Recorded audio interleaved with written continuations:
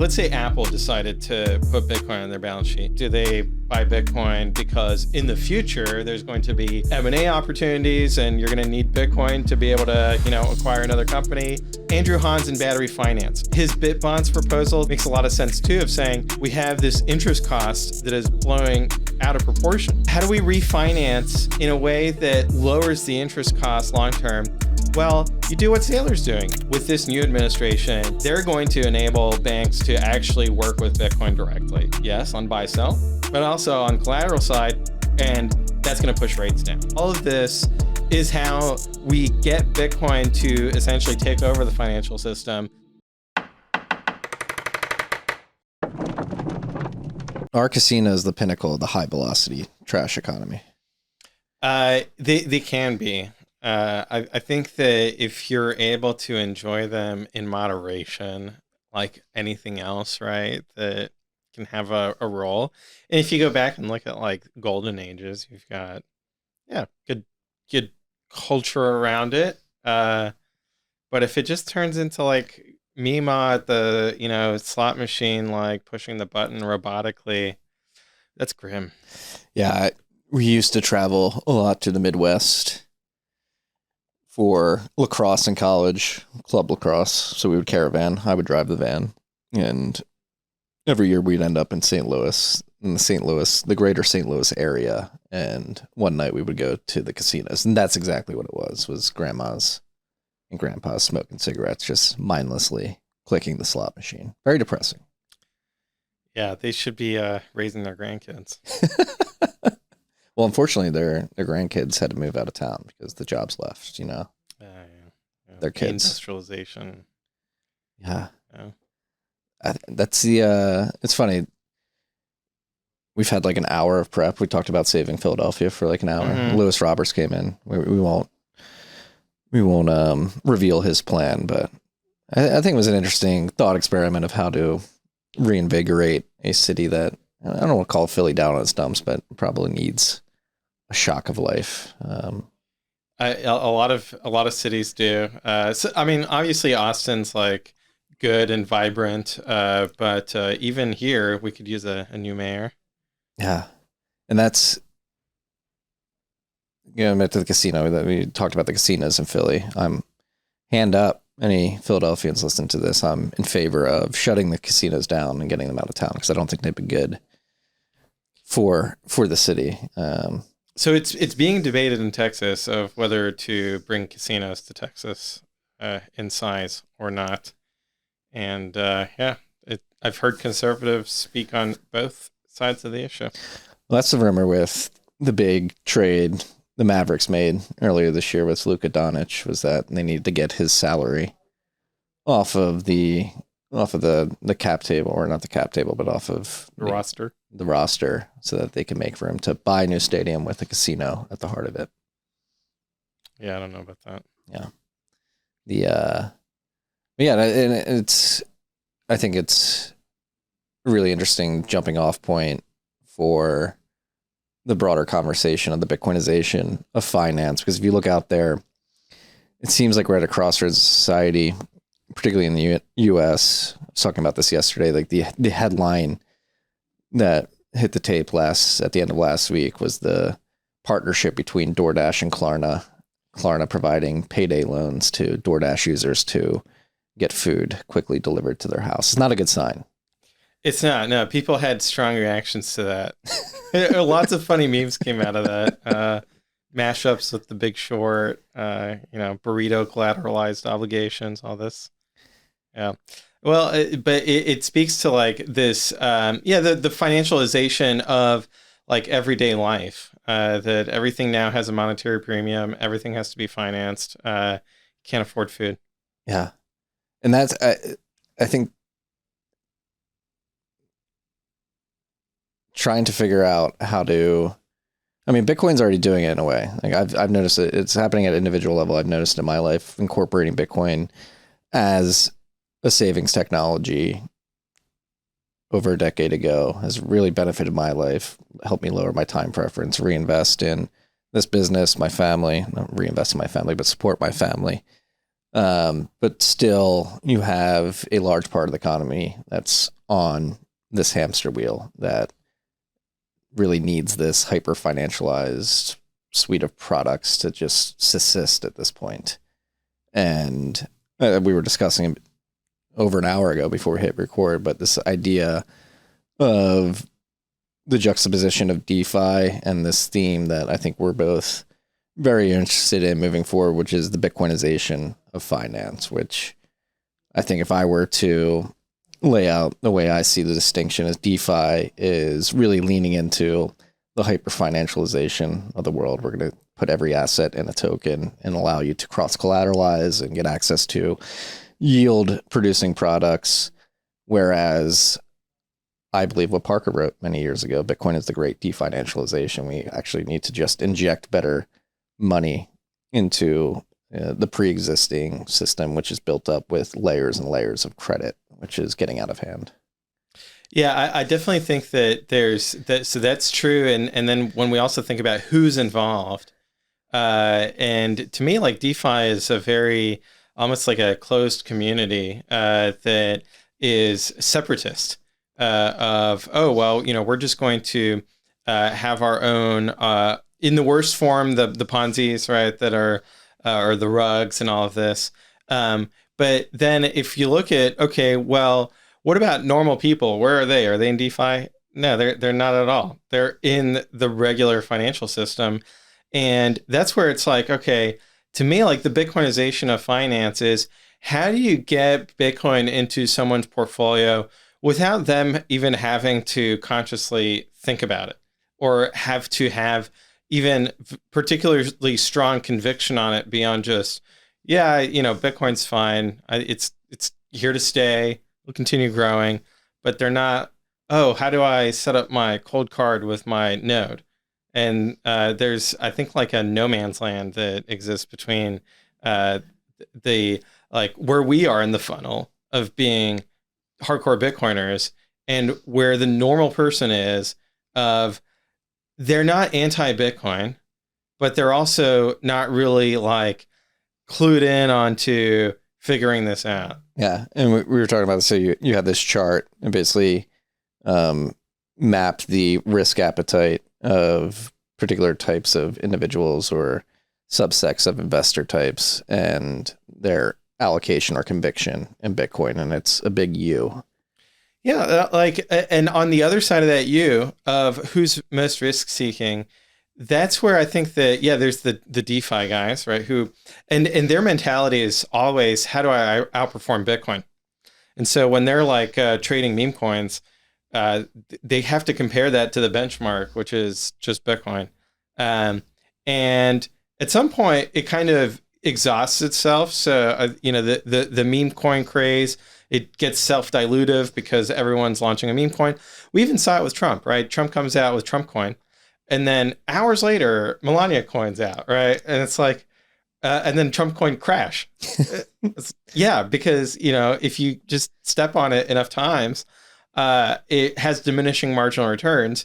And beyond even wondering about the long-term economics of it, which are zero, in terms of the short-term extraction, I've seen so many people who are in the crypto sphere or in the Ethereum camp point out like that they're tired of Ethereum going down 50% over the past year versus Bitcoin. They're looking at ETH BTC. They're not just looking at ETH USD. They want to be outperforming Bitcoin. Yeah. And it's very hard to do. What's the stat? Something like 2% of traders have actually ever outperformed the benchmark historically. And that is benchmarks that are not Bitcoin. So now we have a benchmark. What was the 5-year CAGR that was 50? Yeah, it's north of 50. So currently the 5-year CAGR is 65%. If you look at the 4-year CAGR though, it's 11%. So it just depends on kind of what time frame you're looking at. Yeah. Wildly different result. It's a different chart. But it does, I think both charts show something which is interesting as well, is this question of, does Bitcoin have diminishing marginal returns? as you have more Bitcoin adoption, it gets harder to push the price up. Like it, from 2011, obviously, to 2017, yeah, Bitcoin can go up, hundreds, even 1,000%. But then have we reached a point where it's saturated? And I think that's a really important economic question. I've got my answers to it, which I don't think so. I think that that's such a limited amount of data that you can't really draw that conclusion from there. But I look at it from like a top down, or you could actually say it's more bottom up. Well, the global assets, right? Bitcoin's still less than 1% of all the global assets. If we think Bitcoin's going to demonetize all of these global assets, then the CAGR is going to, it's going to oscillate. It's going to go up and down depending on what's going on. I think what's been going on is the tightened monetary policy after the COVID inflation. I think that immediately puts the brakes on Bitcoin CAGR because the end game is Bitcoin versus the dollar. It's not Bitcoin versus Ethereum or Bitcoin versus gold. It's Bitcoin versus the dollar. Are you saying Bitcoin competes with the dollar? I heard it doesn't. I heard it's complementary. Yeah, look, I've seen people present both perspectives in one presentation, right? So, one slide will say stable coins are here to stay, and then the next slide will say the dollar is going to zero. So, I think that it's a matter of time frames, right? Like, I think that you could say, like, short term, the dynamic is that stablecoin dollars are going to replace foreign fiats because the dollar is the least worst stablecoin. But long term, that it's inevitable that we're not going to have a state of barter between two different currencies. And then it's a debate of like, what does long term mean? Does that mean 10 years? Does that mean 30 years? When I was first learning about Bitcoin, I thought it meant 1 year. I thought hyper-Bitcoinization would happen in a matter of months. And then as I grow older, I'm like, okay, so it's going to be 2 years. Oh, okay. So it's going to be, so now it just keeps extending. Yeah. It's almost like the concept of Lindy, but in the negative sense. Yeah. But at the same time, like Bitcoin is growing. So it's not like, it's not like we lost and like Bitcoin somehow shrinking. What's up, freaks? Do you have a credit card? Are you getting cash back or airline points or points for some other service? Guess what? Those are shit coins. You want to be stacking Bitcoin. And I have some groundbreaking news for you. The team at Fold has finally released the Bitcoin Rewards credit card. They have a wait list. They're going to be distributing the cards later this year. So you want to get on the wait list. Fold Plus members are going to get unlimited 2% Bitcoin back on this credit card.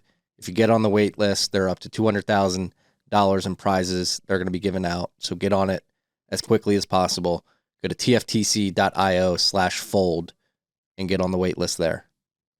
If you're on the wait list, you have the potential to win some of the prizes. Check it out. Sup, freaks? This rip of TFTC was brought to you by our good friends at Bitkey. Bitkey makes Bitcoin easy to use and hard to lose. It is a hardware wallet that natively embeds into a 2 or 3 multi-sig. You have one key on the hardware wallet, one key on your mobile device, and Block stores a key in the cloud for you. This is an incredible hardware device for your friends and family, or maybe yourself, who have Bitcoin on exchanges and have for a long time, but haven't taken the step to self-custody because they're worried about the complications of setting up a private public key pair, securing that seed phrase, setting up a PIN, setting up a passphrase. Again, Bitkey makes it easy to use, hard to lose. It's the easiest 0 to 1 step, your first step to self-custody. If you have friends and family on the exchanges who haven't moved it off, tell them to pick up a Bitkey. Go to bitkey.world, use the key TFTC20 at checkout for 20% off your order. That's bitkey.world, code TFTC20. Again, going back to the Bitcoinization of finance, I think there was a period of time there, particularly between 2017 and 2022, where you had the meme of the archetype of the person who was looking at what was happening in Ethereum and Solana and other chains and saying, they're doing interesting things in DeFi. Like, let them go experiment and we'll inevitably be able to implement that in Bitcoin, which may be true, but is it worthwhile? Is it advantageous? Is it something that we should be striving for? And I think over the last 2 years, particularly, I might have been sympathetic towards that idea and like a hand wave, like, yeah, maybe if they can do it, maybe we can implement it on Bitcoin. But now I think I'm more wholly convinced on this idea of Bitcoin is a very boring asset in a sense, and a very boring asset can lead to exciting things in terms of literally recapitalizing this credit system that's been built up hundreds of trillions of dollars. It needs to be recapitalized with better collateral. And it's not flashy.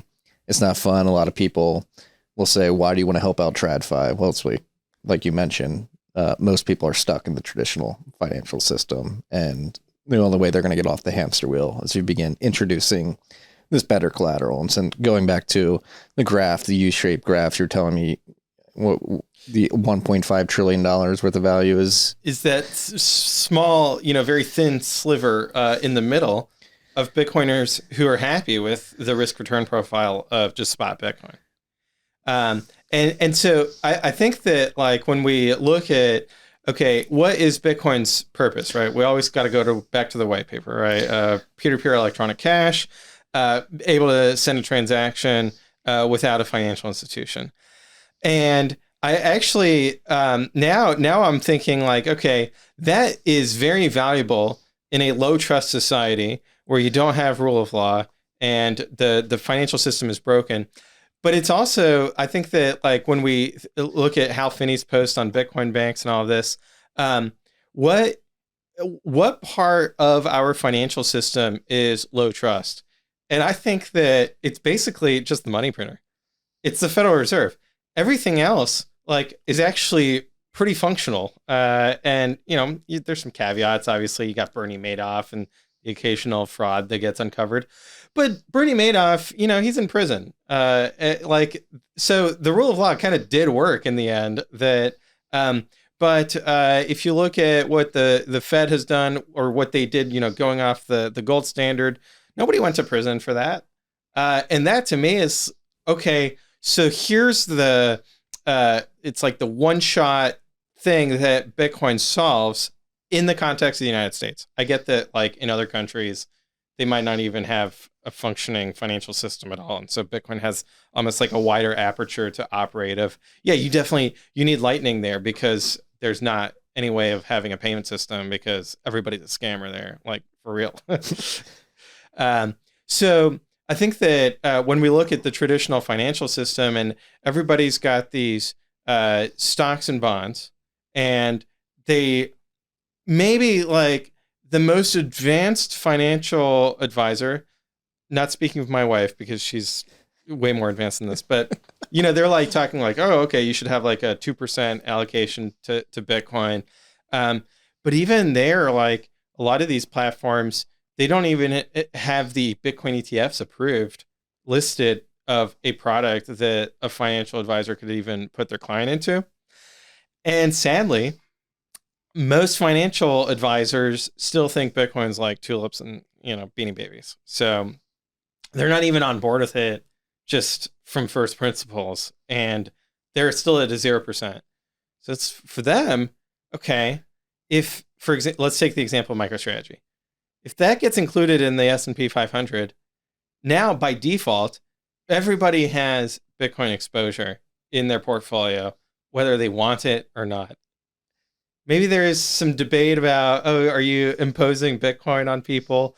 But same thing with the strategic Bitcoin reserve, right? Like Trump coming out and saying, we the people who, that's the federal government at the end of the day. It's supposed to be we the people are going to hold Bitcoin. Now, all the voters have Bitcoin exposure, whether they like it or not.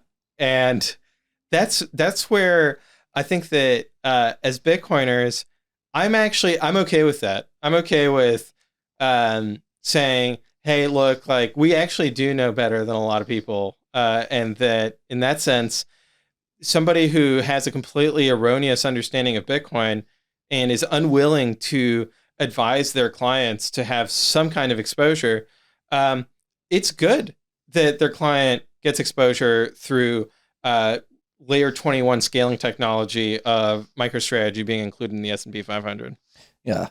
And I think MicroStrategy is the tip of the iceberg. Like, obviously, Sailor really going for it, attacking It's a signal. capital markets, a signal, but they're like, what is the progression, the next iteration of this derivative passive exposure that financial advisors and their clients will ultimately have in their portfolios, whether they like it or not, in your mind? I think it bifurcates into, on one hand, you have like, let's say Apple decided to put Bitcoin on their balance sheet. Like they wouldn't become a 99% Bitcoin treasury company like MicroStrategy is, where, you know, he's really, Saylor's leaning into, okay, we're going to be focused on Bitcoin as a treasury operations, like almost a quasi bank, right? It's an investment bank that's going to be focused on creating new securities. So if Apple put, or even Tesla, right? Tesla has Bitcoin on their balance sheet. They don't really get valued in the, or evaluated in the same way that Strategy does of a Bitcoin pure play. It's really about, okay, how do we have kind of a hybrid business that is, yes, has Bitcoin a part of this treasury strategy of it's going to be expand the capital base, provides that permanent capital that's going to, you know, have a offsetting effect on other business trends. For example, how many more iPhones can Apple actually sell? There's kind of like a growth cap story there of, okay, do they just buy back stocks, or do they buy Bitcoin because in the future there's going to be M&A opportunities and you're going to need Bitcoin to be able to, you know, acquire another company, all of that aspect of it. And so I think that the hybrid approach is going to continue to grow. And then on the other end, the pure Bitcoin approach is going to continue to grow as well. So we're seeing Saylor come out most recently with Strife. So I like the names of these. Strike was before that. Didn't like that he was stepping on Jack Mallers' toes there, but I'll let them, you know, beef it out. But you know, always looking for, okay, what's a gap in the financial system where if we create a Bitcoin-backed security, that's actually going to, you know, be able to address a need among portfolio managers, asset managers. I also, so on the hybrid side, Andrew Hans in Battery Finance of saying, okay, well, you know, take a traditional real estate investment, add Bitcoin to it, and then lend against that. I think that makes a ton of sense as well. His BitBonds proposal that I got to hear about in DC, same kind of concept at the sovereign level, makes a lot of sense too, of saying, okay, because of the mismanagement of the previous administration, we have this interest cost that is blowing out of proportion. Because like Janet Yellen and the Bidens, what they were doing was interest rates were very low. And instead of refinancing to a longer term of saying, okay, well, let's go from a 5-year to a 30-year to take advantage of these, lock in these low interest rates, they actually went shorter to even drive down the interest cost even further, which is like great short term, but financially irresponsible long term. And then with COVID, inflation, and raising interest rates, suddenly they've got to refinance trillions of dollars on the short end of the curve that the interest cost exceeds the Pentagon budget, like overnight. And so Andrew's proposal makes a ton of sense of saying, how do we refinance in a way that lowers the interest cost long term? Well, you do what Saylor's doing. You have basically an embedded call option on Bitcoin and say, okay, we're going to have a hybrid instrument that is, you know, the principal is still protected by the full faith and credit of the United States. And then the kicker is that you've got Bitcoin on top of that. Yeah. And do you think that's honestly a feasible path to solve the debt situation? There's been a lot of people in my mentions on Twitter saying it's asinine. Well, I used to be cynical about politics. And then I got a taste of winning. And I realized like, actually we can meme it into reality. Like truth is on our side. So I think that we have to advocate for it. And we've, as Trump put it, we got to fight. That's what it's all about. If we start negotiating against ourselves and, kind of having a defeatist attitude of nothing ever changes, I think that's the bad approach. I think the right approach is we can just do things. And if we lose the fight, that's fine. We've got, Andrew's a brilliant guy. He's probably got 10 more ideas that, we can go fight for as well. Agree. And I think whether it's BitBonds or the commercial real estate structure that Battery has created, I think, and Andrew and I discussed this in New York when we did that event for Unchained.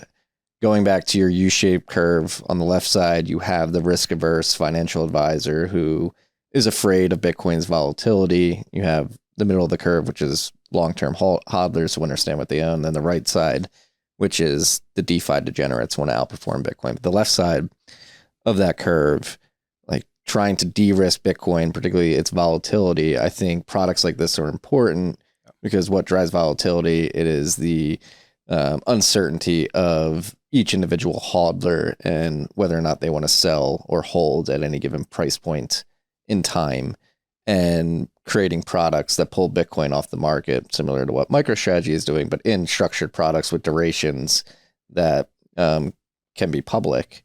That gives that left side of the curve more certainty. Like, all right, we have a subsect of Bitcoin that is in these products for this duration. And so I know that this Bitcoin's most likely not going to be sold outside of some extreme event where the borrower gets offsides. Yeah. And I think we also have to have empathy for the people who are afraid of volatility, because they've been raised and conditioned in a world where essentially volatility is, there's the Fed put. And so it's constantly dampened this volatility. The most recent volatile experience was 2008 for them. And so for us Bitcoiners, like, we've been through like 4 cycles since 2008. We've got battle scars. And we're not going to get new adoption by telling people that, like, they're, I can't say the word, but, if they're afraid of volatility, that they are cowards. And like, that's not going to persuade anyone. Instead, they'll just be like, okay, well, Bitcoin's not for me. We also have to look at the other side of the equation, which is the degens. And I think they have actually been contributing to the volatility, right? They and it's not just like going long meme coins. They also take advantage of all of the leverage that they can take trading Bitcoin. And so if you look at March 12th, 2020, with that COVID liquidation, where it gapped down and like BitMEX went offline, it was like went offline. They pulled the plug. Yeah. You hit the circuit breakers, the unofficial, circuit breakers. And it's, I think almost every crypto exchange has leverage products where there's a liquidation mechanism that liquidates you at the worst possible time when it's going down, and it has cascading liquidations. And so we always seem to hit these volatility pockets or liquidity pockets that cause the volatility. And that it's like, okay, how do we get a product for the degens that does not, it's not self-harm, that like, it crosses that chasm. That's where I think that there's also an opportunity of like, okay, we got to bridge this gap and develop things that are more responsible and more mature that exist in traditional finance, but that are not like 100x BitMEX, liquidations. What is something like? What does a product that bridges that chasm look like? Well, so it's about like it goes back to what you just said, the duration, right? So if people who are wanting Bitcoin exposure on the de-risk side, if they are so risk averse that they will only lend to a degen if they liquidate, if the price drops, then essentially, they're getting paid interest to not take any risk because the liquidation happens before there's any risk to the principal. And so it's like, okay, well, how about you take on some risk of principal risk, but you do it on a time frame that is longer than the Bitcoin cycle.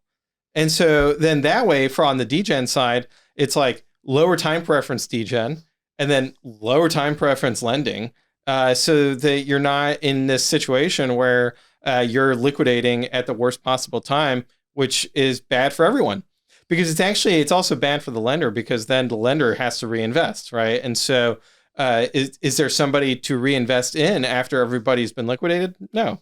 And so you're earning 0% at that point.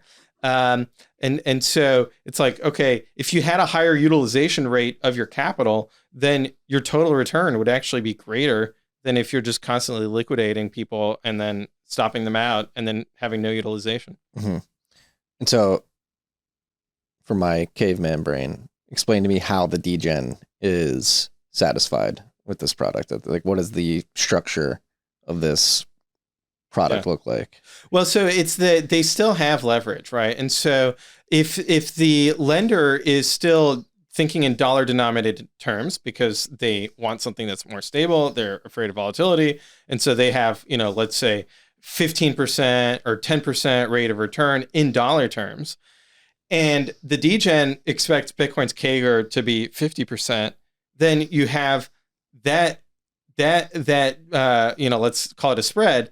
That is what accrues to the degen, and that for the person who's risk averse, it's that their downside was protected, because if things didn't work out for the duration of the product, then the capital of the degen does get wiped out to pay off the loan. And so it's like, okay, how do we go from breaking out of Bitcoin's volatile periods, which is that time frame of less than 1 year, into a longer time frame of 4, 5, 6 years, to get out onto the risk curve of, okay, now we're no longer talking about Bitcoin's day-to-day volatility. Instead, we're talking about what's Bitcoin's long-term growth rate. And that from a degen perspective, you're still, making a gamble in the sense that you think that Bitcoin's going to outgrow your cost of capital, which might be, between 10 and 20%. And so that's, I think, the more responsible way of, instead of going long Solana and saying, oh, Solana's going to outgrow Bitcoin, or Ethereum's going to outgrow Bitcoin, or I'm going to hold a leveraged long Bitcoin position that can get liquidated if Bitcoin, flash crashes. That's where they are getting ahead in terms of what their objective was, which was to try to outperform Bitcoin.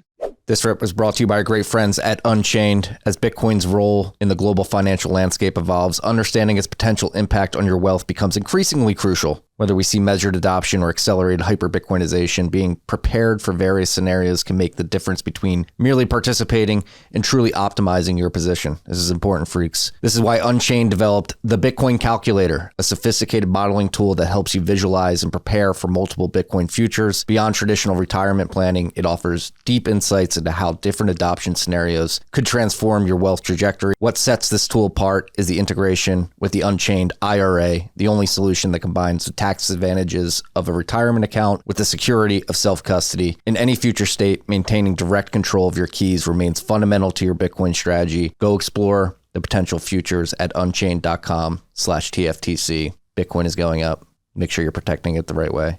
Make sure you have a good partner. That is Unchained. Go to unchained.com/TFTC. And so I imagine if we're able to cross that chasm, volatility actually becomes more suppressed. I think so, because then you've got Bitcoin that are going to be sold not based on where the Bitcoin price is, but just based on the fact that the term of the product has elapsed. And so at that point, they're paying off the debt or they're refinancing it, right? Which is like how every other market works of, if you look at mortgages, mortgages get refinanced, or when you sell your house, somebody else is taking out a new mortgage to buy the house. And we look at that as Bitcoiners, we're like, oh, well, is this the financialization of Bitcoin? And as we were saying, like, it's kind of the opposite. You're Bitcoinizing finance, because now from the financial side, the collateral is no longer, you look at a house. Okay, what's a house? It's a long-term consumer good. It's depreciating. your house from a physical perspective is constantly falling apart. I've experienced this firsthand. Entropy exists. Yes. And so you're using up your house, and you've got to constantly do repairs. You've got to constantly, maintain it, renovate it, etc. And then eventually, knock it down. And so this is the collateral that is backing a very large percentage of the financial system is something that's falling apart. And on the commercial real estate side, arguably it's even worse. Right? Of people don't want to return to the office. Now you've got all of these over-invested, commercial real estate deals right outside the windows of this building. Yeah, right here. Empty office space. Yeah, I mean, it was the one down the street Facebook built and then backed out of the lease before it was even finished being built. So that's the collateral for these loans. Yeah, and so I think that from a traditional financial perspective, it's like they want to be lending out dollars against good collateral that is long-term going to increase in value, not long-term have lots of question marks about, okay, are people actually going to want to live here or are they going to want to work here? And so there's that part. Of course, there's the corporate bond market as well, where, hey, look, like if you're doing, leverage buyouts with junk bonds or even these like private equity roll-ups of dentistry practices, it's like, that's your collateral. And so, as Bitcoiners, I think we've got to like take the win and accept that, yeah, Bitcoin actually, by virtue of being the superior asset, it's a superior asset in any context, including from a traditional financial perspective. And then people are like, well, this is a big question. Are you perpetuating the traditional financial system? To Parker Lewis's question, are you actually definancializing if you are Bitcoinizing the financial system? And I think that it's long-term, yes, short-term, no.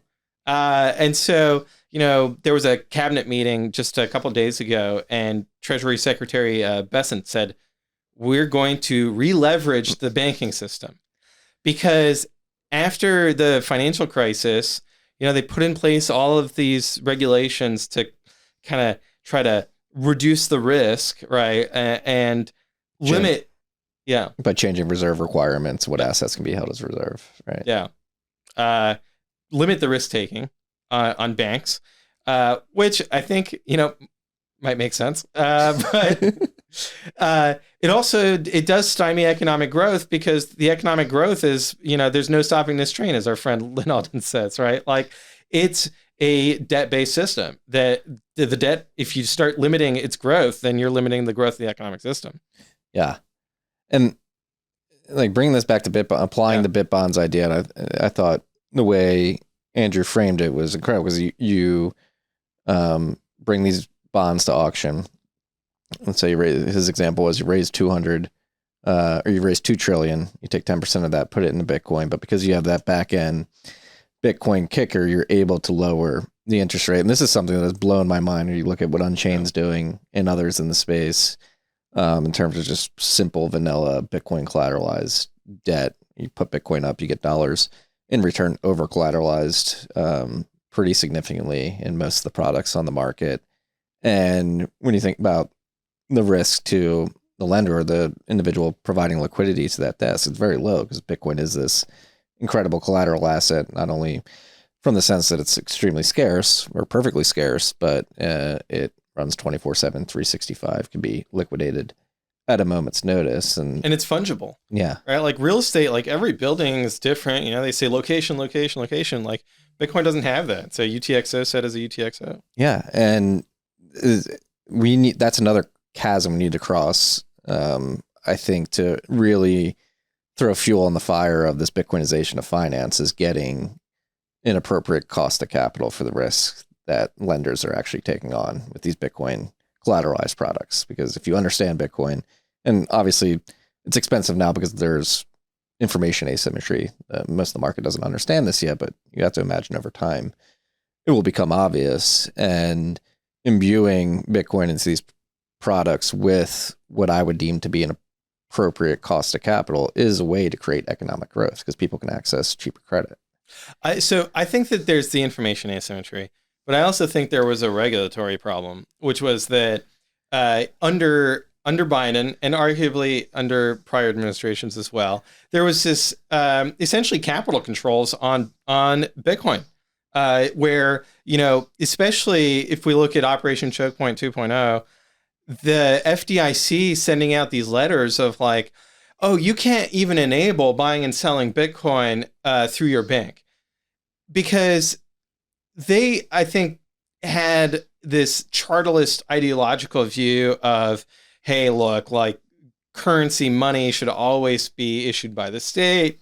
And then they also had this reputational view of, oh, Bitcoin's used by criminals, it's for libertarians, all this, like they don't like it.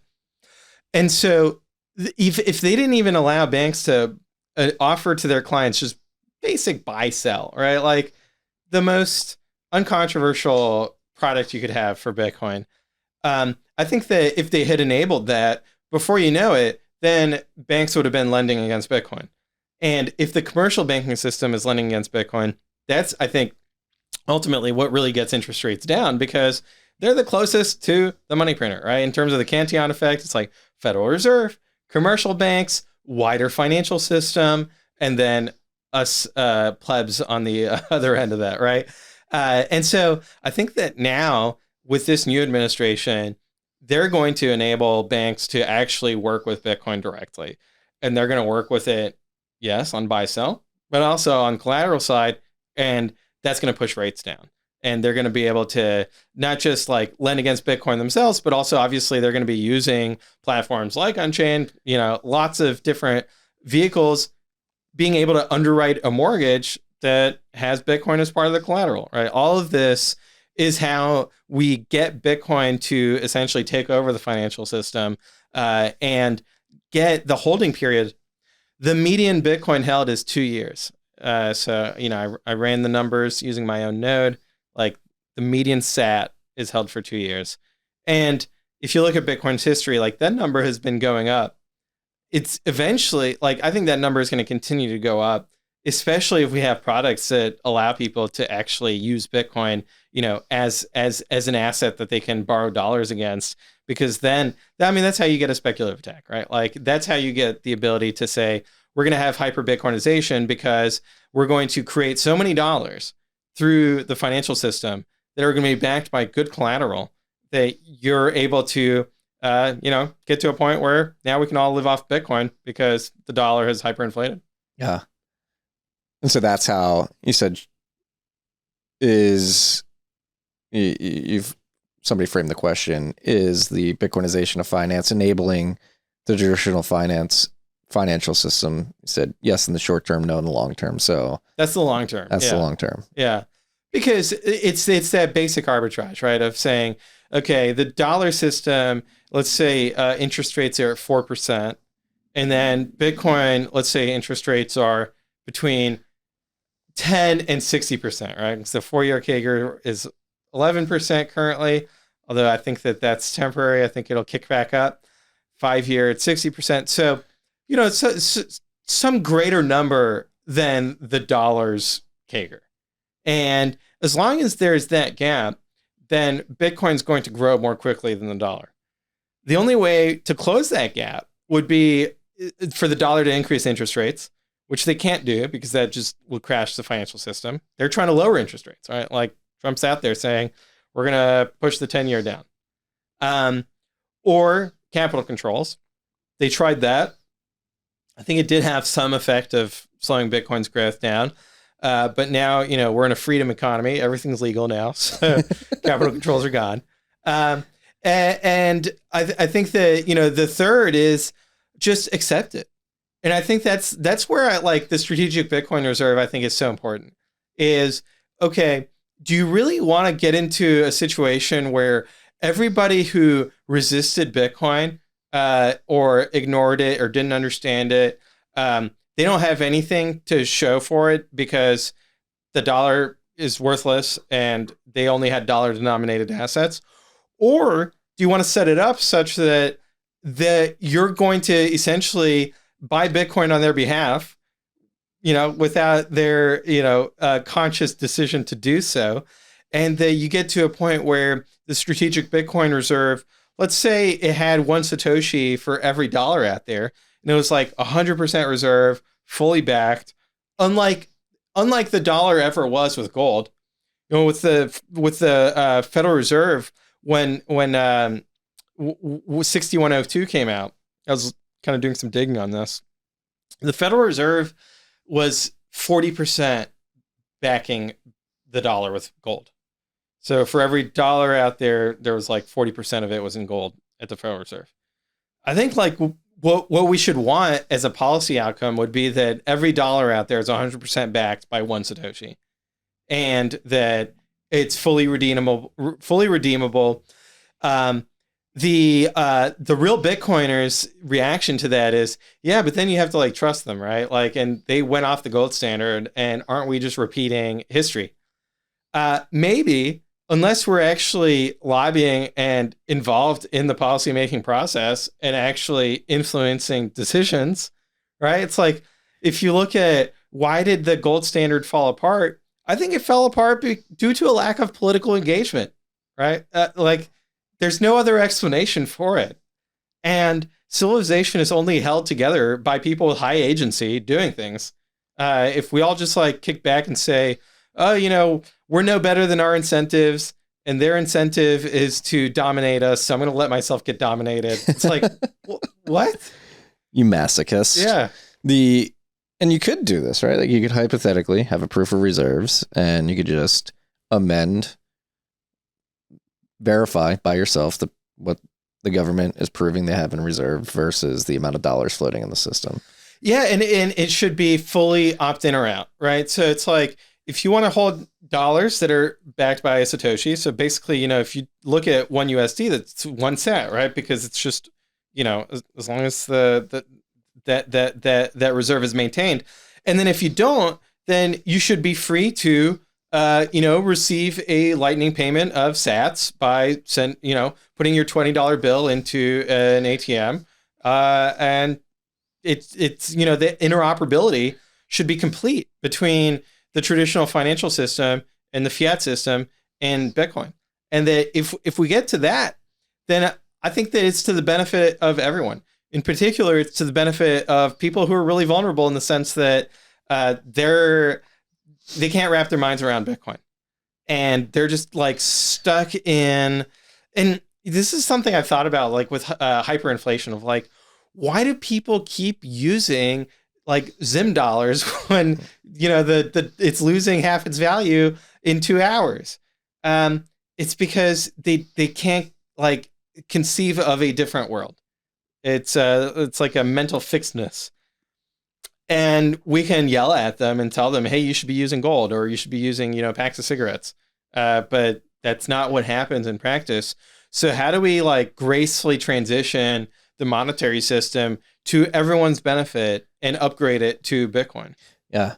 And this is why it was funny, like Nick Carter and others coming at Andrew's presentation for BitBonds, and maybe not his presentation specifically, but the whole concept of a strategic reserve and how to acquire that, saying, why would the US government ever do that? And I think, to your point, like, we need high agency people. The problem is pretty systemic, and I don't want to call it dire, but like, if we continue down this path, it's pretty obvious that it's not going to end well. We have plenty of examples throughout history of similar societies doing similar things and ending up in a terrible situation. So I think we need to get creative. I think we need to think creatively.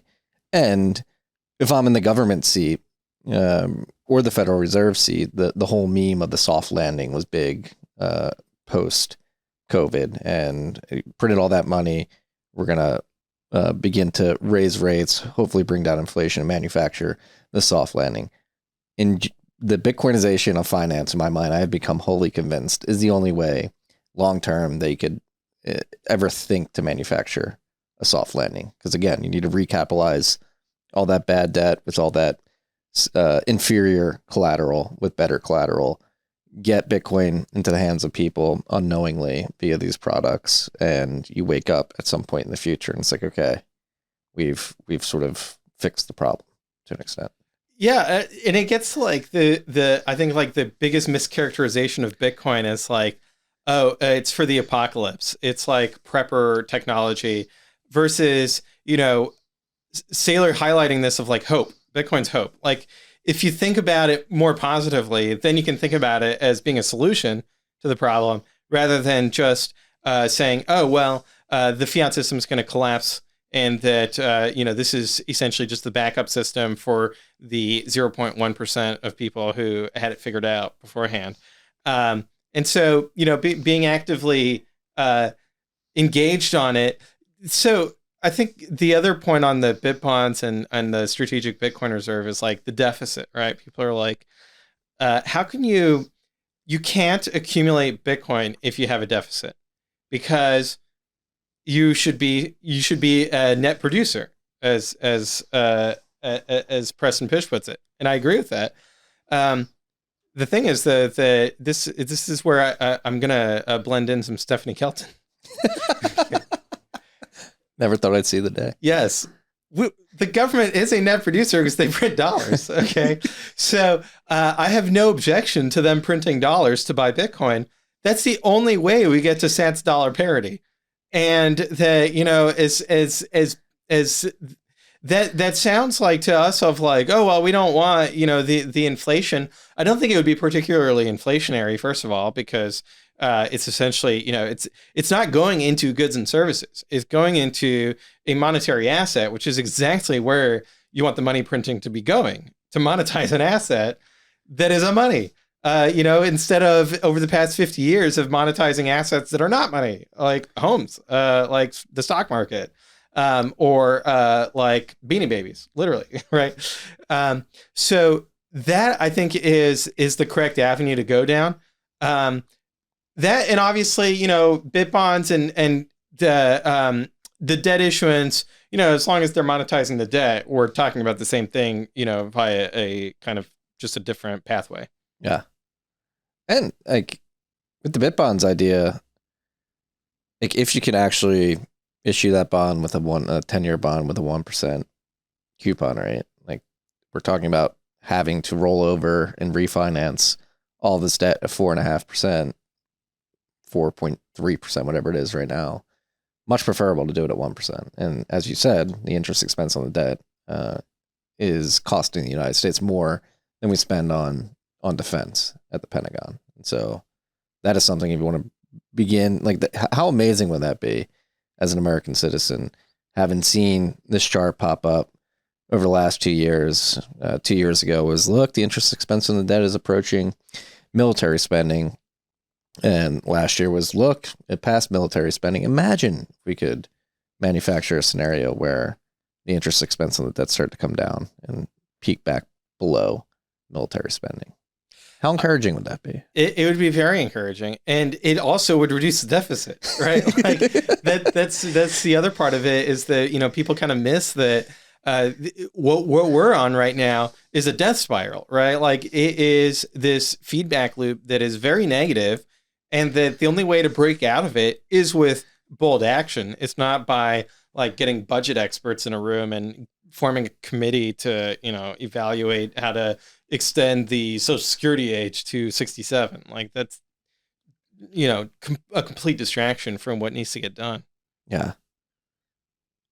People have been so stuck in this losing mindset. I think millennials particularly, in 9/11, the wars in the Middle East, 2008, COVID, or the European credit crisis, whatever you want to do in there. There's a lot of losing for our generation. Yeah. Embrace winning. Yeah. Embrace engagement. That's what I'm honestly proud of. People in the industry have decided to go and engage DC, because I was guilty of it. Don't even engage the state. It's not worth it. But at some point, you come to realize that you may not care about political power, but it cares about you. And if that is the case, you might as well engage, because there is no benefit to not engaging. I think that's right. And that with social media, with X, now I think that now's like the best time to engage with the state, because now we have an ability to speak directly to the people, that and to have that voice be amplified on a national stage, unlike any other time throughout human history. And so in a way, it's like it really is like a golden age of being able to get good ideas out there, have a thriving like marketplace of ideas. And so, during my time at Riot, I saw this, for example, with the New York Times. Okay, the New York Times under the Biden administration was just an extension of the state.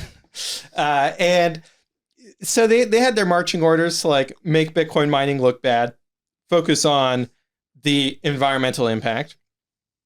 And so they notified us that they were going to run an article about the carbon emissions that are supposedly coming from Bitcoin mining. So, I go out there with my CO2 monitor, do a quick 2-minute video of, hey, look, there's no carbon emissions. And a few months later, when the New York Times runs their article, we replied with that video and we ratioed them. And so by virtue, like that would have been impossible 50 years ago, because what would have happened 50 years ago is that they would have run the article in the New York Times. Everybody would have read it. They would have had this like weird misconception that somehow Rockdale has hazy air, which it doesn't. They manipulated the picture. Yeah, it was Photoshop the picture, make it look bad.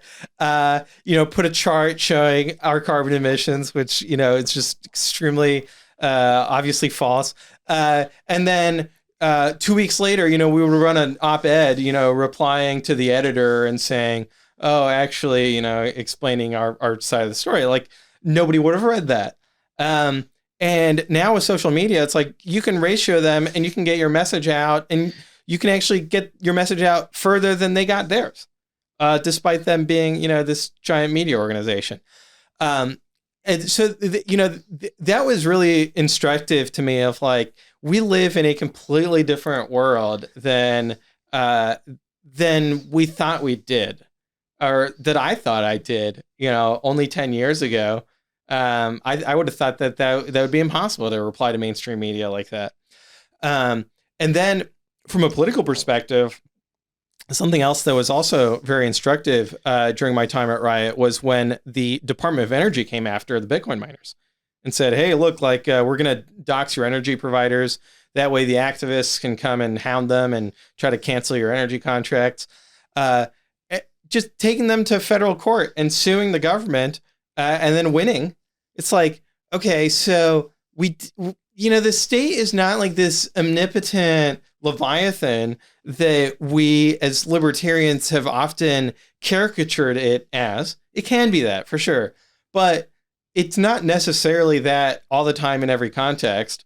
And so now with Elon Musk and Doge, it's like we're seeing kind of a and I think Bitcoin has had an effect in this of saying, it's like if you're going to walk across a wire, and the nervousness you have of doing that if you're wearing a harness versus if you're not.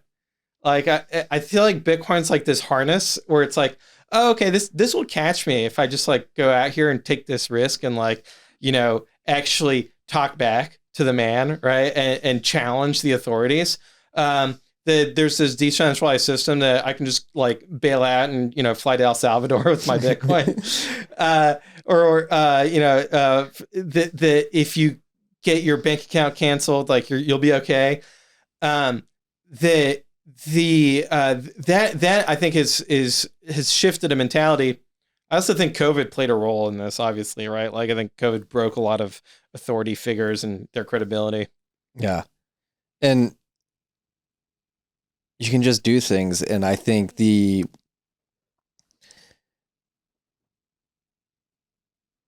administration that's in there right now, I'm thinking of like the executive order, like in the lead up to that, you had the crypto council, you had that Truth Social post that Trump sent out about Ripple, Cardano, Solana, and then he was like, oh, we care about Bitcoin and ETH too. I'm still trying to discern whether or not I think that was just classic Trump sort of anchoring at an extreme, waiting to hear a reaction, and then ultimately settling where he wanted to, which was an executive order that clearly defined and made a distinction between Bitcoin and broader crypto, and sort of said Bitcoin's what we're gonna keep the Bitcoin, try to accumulate more. The crypto, we'll just keep it and not really care about it. But I think that's one thing I'm interested to see moving forward. Yeah. When you look at the crypto council, obviously a lot of PAC money has been raised. PACs have been funded by Ripple, Coinbase, A16Z, and they are pretty close to the ear of the Trump administration and are obviously pushing initiatives and potential policy that I don't think we would agree with. But I think, again, going back to social media, the ability to get the message out there very clearly and put good ideas out there. That's why thank you to the Bitcoin Policy Institute and Senator Lummis for throwing the Bitcoin for America event, because I think that high signal focused event is very important, particularly at this juncture when the Trump administration is crafting policy around this. That's what I'm curious. Like, do you think that's something we have to worry about moving forward, is the influence of the crypto grifters on this admin? Well, so I think that, first of all, Trump's success is a testament to his ability to build coalitions, right? So, we're the America First MAGA coalition that included people like RFK and Tulsi Gabbard, like that. There's obviously going to forever be tensions, whether it's about foreign policy or about Bitcoin and crypto.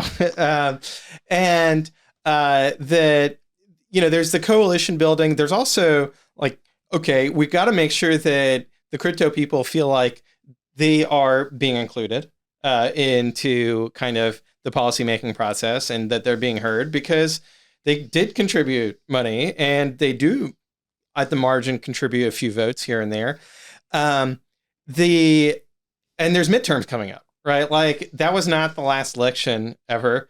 The Democrats, if they have any sense at all, are going to try to build bridges instead of, burning cars. Yes. So I don't know. It seems like they're really not going down that path of building bridges at all. So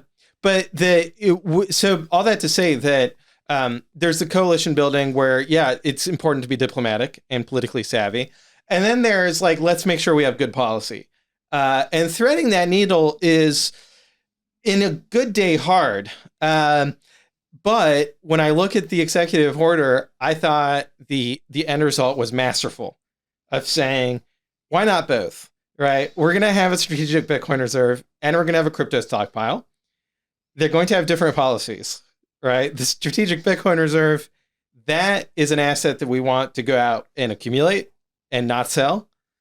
The crypto stockpile, that has to be managed. And so some of those, the part of that management might be selling some of those now. Part of it might be selling some of those later. But it's not, the accumulation is only going to be done by seizing it from criminals. So, if Brad Garlinghouse goes out and commits crimes and, he gets his XRP seized, it could go in the crypto stockpile. I don't think that any XRP has actually been seized. So it seems like either no criminals use XRP, or the criminals that do use XRP are getting away with it. I don't know what's the better narrative. I don't think many people are using it. I think I saw a stat that they had like $40,000 worth of transaction volume in a single day at some point last week on that blockchain. Yeah.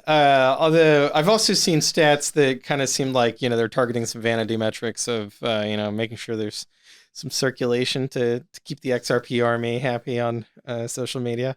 But I definitely think that they are more engaged on social media than they are engaged on actually, using their so they correct me all the time. It's not a blockchain. It's not.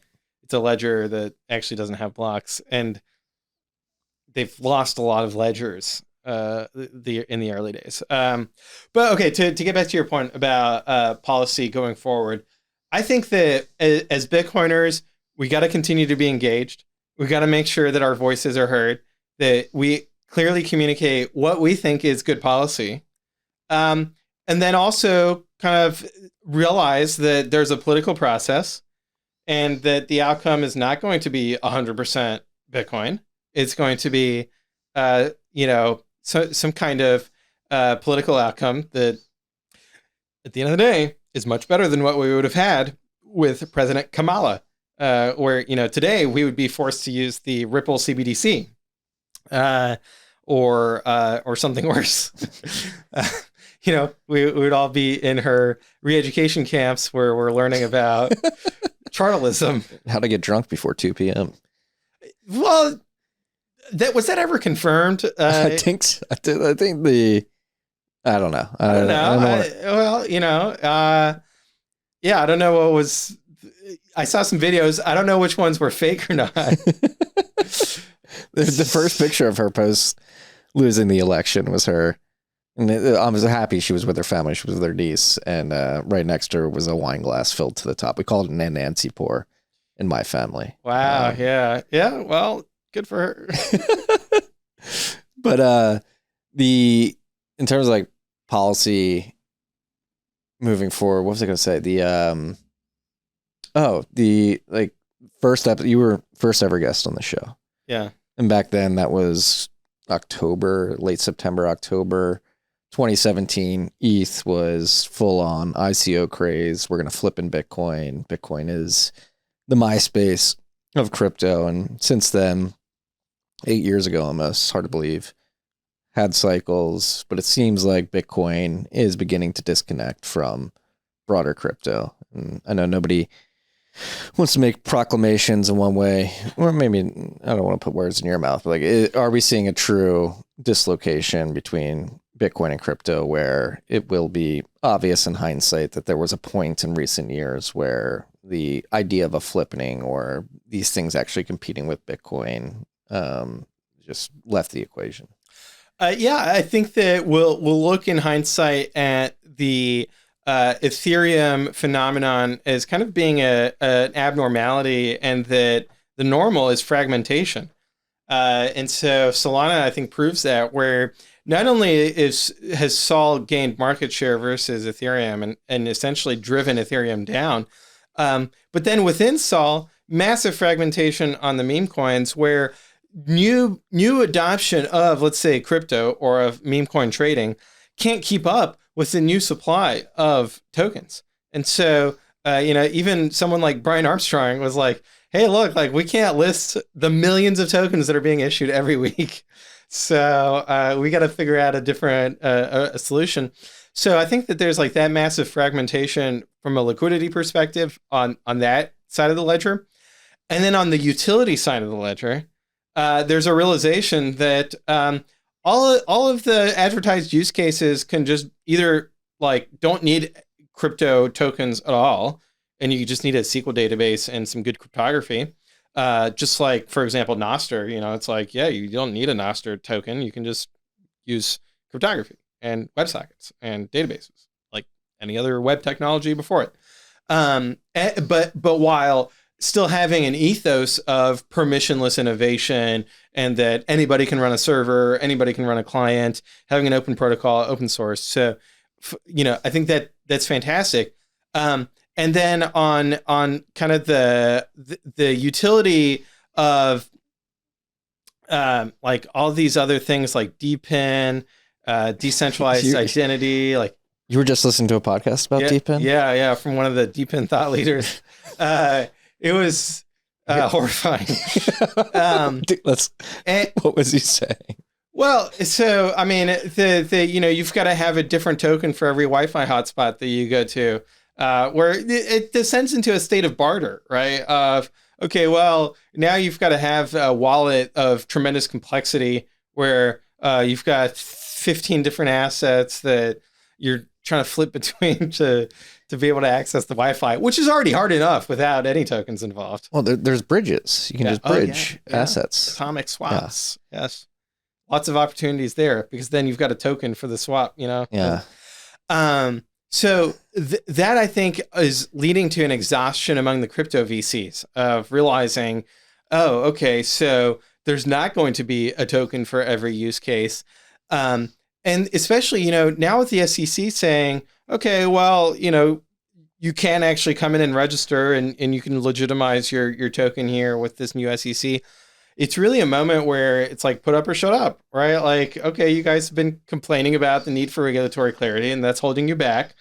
Is that actually holding you back? Or is it the fact that your product doesn't need a token? and that's a bigger issue. It's a solution looking for a problem. No, Yeah. Not the Web 3.0 meme of last cycle. Nostr is a perfect example. Like that is Web 3.0. You just have an open source communications protocol, and if you need to monetize something on that protocol, you just add Bitcoin to it.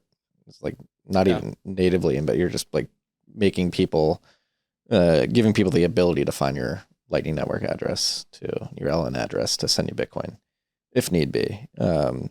Deepin, similarly, I think I saw somebody, the combination of Cashew and Lightning create a payment portal for public Wi-Fi. Like you don't need Helium token for that. Just combine Bitcoin with a LAN protocol, whatever it is, Wi-Fi protocol. Yeah.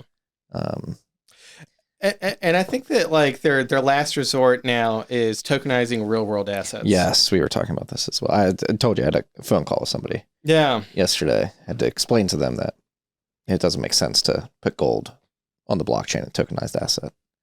And that let's say even if you did do that, and you take $10,000 worth of gold, and you tokenize it and you put it on the blockchain, the gold is still worth $10,000, right? And so that's where like I think there's like this disconnect of they think that like magically now the gold is worth like $100,000 and that you've 10x your money, right?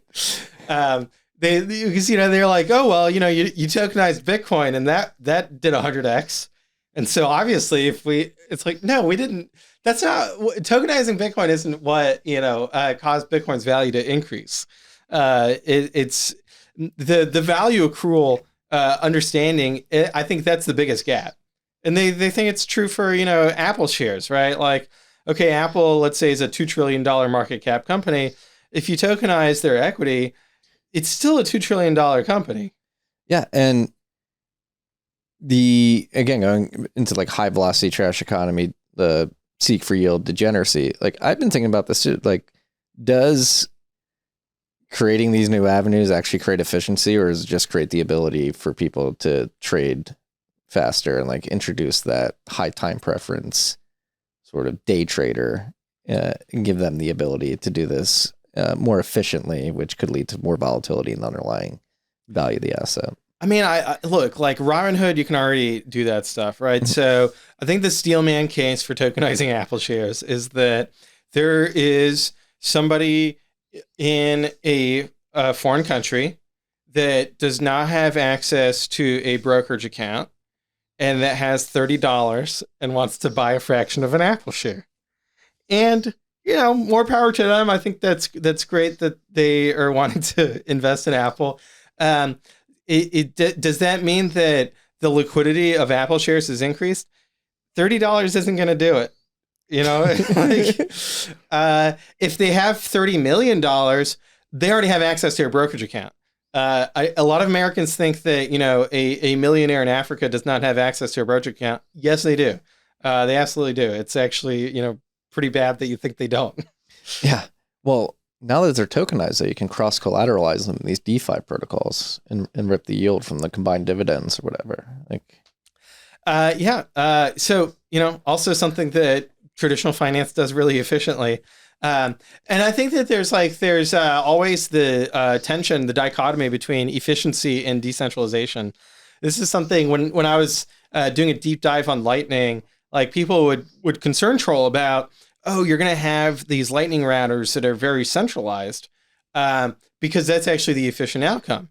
And that the only way you have a decentralized Lightning network is that if it's illegal to run a routing node, because that way, the government would crack down on any centralized actor. And so that's how you keep it decentralized.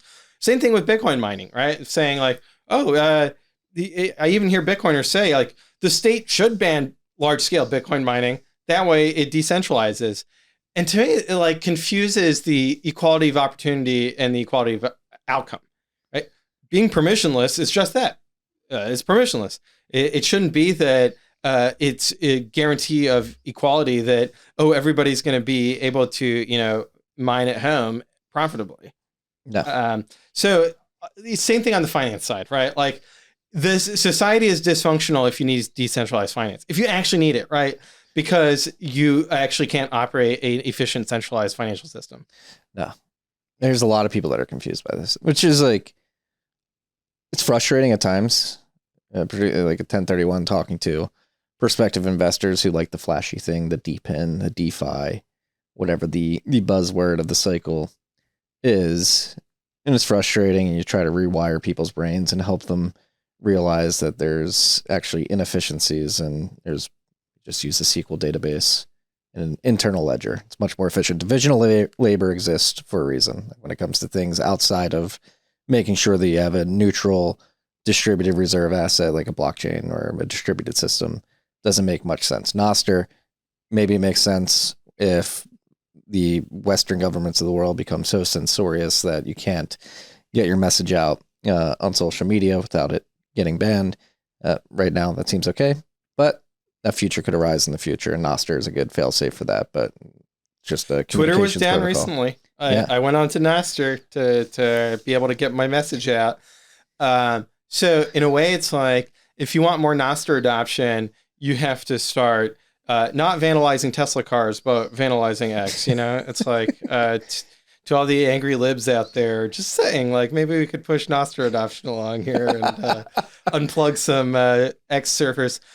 Obviously illegal. Okay, you will go to jail. I'm not saying you should commit a crime. I'm just saying that in terms of it being a failsafe, that ultimately is like the use case for it. Yeah. But going back to like, it's frustrating that you have to like rewire these brains. It's also like from our perspective, it's an opportunity. Like we at 1031, me personally running a business here, building a Bitcoin treasury in the private markets. Like the longer those people are confused, the better opportunities I get as an individual business owner and two businesses, TFTC and 1031. But I try to, I always have this back and forth in my mind of how selfish is that versus how much we actually put a concerted effort towards making sure that people understand the distinction and the misunderstandings that exist out there. And I've come to the conclusion that you just can't do it. Most people like the shiny thing. You got to find your tribe. They're going to touch the stove. Yeah. And they'll come around to it eventually because ultimately, you can judge a tree by its fruit. And so if they're just getting rotten fruit from the crypto tree and seeing that Bitcoin keeps growing and growing in value, then it's like, okay, maybe Marty was right. Maybe, but I also think, look, you're doing a great job on the education side, right? Like this podcast, TFTC, that's, I think, critical. And it's not necessarily going to persuade somebody who is hardcore on the crypto camp, but there's this big middle, right? The silent majority that they're listening and they're taking into account people's arguments. Yeah. Thank you for that. Well, thank you for being the first guest too. I think you set this show off on the right path, being the first guest. And it's funny. I feel much. I like to think I feel much more stable, much less stressed out than somebody like the Bankless guys who were pushing the Ethereum meme on people. Well, now they have Bitcoiners on their podcast. I don't know if you saw this. Yeah, but they've started to realize that the writing's on the wall. Yeah, I saw they had Lynn on recently. Yeah. Are you going on? Would you go on, Bankless? I would go on. Yeah. If they want to invite me on, happy to do it. I think I have to rage quit Bitcoin first and dye my hair. And shave my beard, keep the mustache. So yeah, maybe, but hey, I've listened to Bankless myself. I'm always open-minded, trying to, take in other perspectives. But it's a struggle in Eastland. Yeah. A lot of existential crisis going on over there. We tried to warn them. For many years. For a better part of a decade. Yeah. And, it's funny, like some of them are just still like that, the Japanese guy on the island who's like, the war's been over for 20 years. That's, going to be them of like flipping next year. It's like, no, man. This is not happening. Yeah. Yeah. They shot themselves in the foot. If they were going to compete, they should have never, you think the proof of stake is what did them in?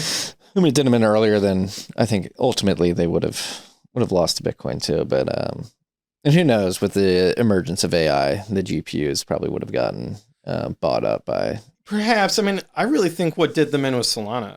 And it raised, I think there was a Greg Maxwell quote or somebody in Bitcoin talk forums very early on when there was a discussion about like, oh, let's build something better than Bitcoin. And the response was like, yeah, but if you go down that path, then somebody else is going to like build something better than you build. And then, it's like, do we really want to have this constant churn of technologies that are resetting kind of the monetary network effects? And that essentially the question was, did Ethereum accrue enough network effects? By the time Solana came out, which was like 5 years ago, which I think it was like 5 years after Ethereum came out, that it would be able to resist a challenger. And I think the answer now is no, that all you needed was somebody with better marketing savvy than kind of the cat purse, approach, Ethereum, to get the mind share, but also, just being more pragmatic about saying, okay, we really don't care about decentralization, guys. Like why, whereas the Ethereum people were kind of still trying to LARP on the decentralization. Yeah. Yeah, Vitalik, cat purse. Wonderkin. It worked for a while. Well, yeah. Then you had like the Austin, like VC backed hot Solana coin. We got a phone. Go to market strategy. Yes. Lots of hype. Yeah. And also, the focus on the developers, because it's like, once you're focused on developers, you have to realize that the tool chain and the developer ecosystem, that's constantly reinventing itself. They're constantly reinventing the wheel. They're coming out with like new programming languages, new frameworks all the time. And you've got to be like young and hip to like be chasing that shiny object. And so if you're designing a decentralized system that inevitably ossifies, not, obviously Bitcoin's like always king of ossification, for better or for worse. And lots of people trying to create straw man arguments of, you don't want to ever change anything. No. What I mean is that if you look at Ethereum, it's become very hard for them to change because they're, the airplanes already took off and they're trying to like change the motor and all this.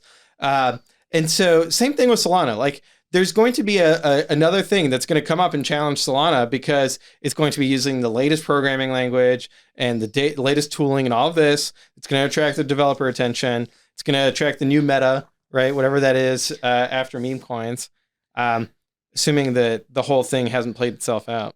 Yeah. And this is, you're getting at the core of what many in crypto have completely misunderstood about what Bitcoin represents, which yes, it is a distributed system. It is an open source software project. There is tech, there is software development necessary, but it's really a monetary revolution at the end of the day. And as you mentioned, like Greg Maxwell saying, do we want to sort of move the monetary network effect from chain to chain into perpetuity? No, you want a shelling point around a particular network, and that network effect creates more peer-to-peer nodes and meet space where people can exchange goods for the value that is Bitcoin.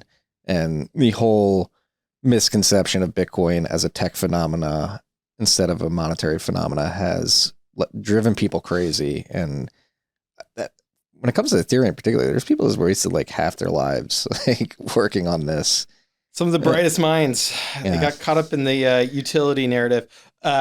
Recently, Jason Calacanis was making waves on Twitter X saying, how if you were to start your own coin today, how would you reset things? My reaction to that is like, that's the core of the problem, the resetting. You're walking away from all these network effects. And his problem is that Saylor owns, what is it, like 2% of the supply? Mm-hmm. It's like, Jason, you've had years. You should own 2% of the supply. What happened, man? Right. It's kind of a bad, unhealthy envy there on his part. It really is. Particularly when you're drawing like straw man, like look at what happened to the Hunt brothers. It's like, well, they had 50% of the silver supply, and silver is a commodity that can easily be mined. And supply increased whenever somebody sees that there's a supply crunch. That is the crux of it, is that they're going to mine more silver. Okay. Bitcoin, they're going to mine less of it. It's going to get cut in half every 4 years, no matter what. And I guess, for Jason, it's like, that's that has, even if he might know it intellectually, it hasn't fully internalized for him. So hopefully it does, and then he can start investing in Bitcoin startups. And I don't want him to compete with 1031, but we would love the grow competition. Grow the pie. Yeah. There's a lot of great companies, great founders out there that need funding, and it is, again, going back to the internal back and forth, it is a great shame that a lot of the incredible companies within the Bitcoin industry have been overlooked by the VCs, the broader VC community, because Bitcoin's not as shiny. However, I think it's also worked into the benefit of the founders and the companies in the space, because they've been forced to sort of really hone in on running efficient, profitable businesses and providing good services due to that relative lack of capital focused on the industry. And the industry is better off for it, I think. Everything happens for a reason. Yeah. Pierre, I'm happy for you. You left Riot, taking some time. I always take time with family, but why not take more time with family? Thinking about what comes next. There's lots of exciting things going on, obviously. Well, I'm excited to see what is next for you. I'll come back on the show. Well, thank you for your support of the show over the almost 8 years now. It's been a tremendous pleasure. I'm a longtime listener. Peace, love, freaks.